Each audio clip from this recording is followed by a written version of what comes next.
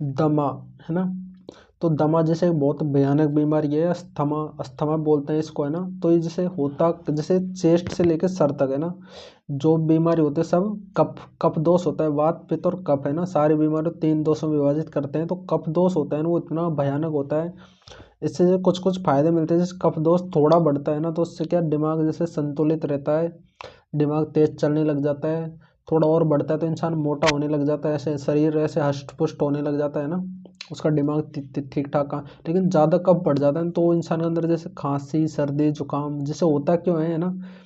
कोई जैसे ज़्यादा सोचता है, ज़्यादा चिंता करता है, या फिर जैसे धूल धुआं के कण, जैसे कोई एक इंसान जैसे गलत जगह काम कर रहा है तो उसको जैसे खांसी वगैरह, खांसी की बीमारी ज़्यादा दिनों तक अगर रह जाए या फिर जैसे एलर्जी बन जाए ना, तो वो बीमारी बहुत भयानक रूप ले लेती है, उसका जैसे इलाज होना ही मुश्किल हो जाता है। डॉक्टर ऐसे कहते हैं भाई साहब ये एक वो होता है खींचने का ना उसमें क्या दवाई होती है, तो फेफड़ों तक पहुंचाने के लिए उसको जैसे एक अलग ही होता है, शीशी होती है दवाई की, है ना।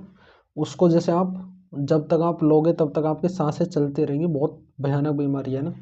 ये जैसे धूम्रपान वगैरह जैसे ऐसे ऐसी चीज़ें खाने से फिर पीने से, उसमें जैसे बहुत काफ़ी ठंडी चीज़ें खाने से प्रॉब्लम होती है। इसका जैसे इलाज आप जैसे 3-4 चम्मच अदरक के रस, है ना, सुबह के टाइम खाली पेट है शहद के साथ आप उसको खा सकते हैं। जैसे है ना तुलसी के पत्ते होते हैं, तो तुलसी के पत्ते और काली मिर्च दोनों को चबा के खा सकते हैं। जब जैसे दमा तेज होता है, जैसे अपने उग्र रूप में आता है, तो उस टाइम जैसे फिटकरी होती है ना, तो उसको जैसे जीभ पे रख दें और उसको जैसे चूसने के लिए कहें, है ना, तो उससे भी आराम मिलता है। कफ दोष है ना बहुत खतरनाक होता है, इससे जैसे गर्म पानी पिए।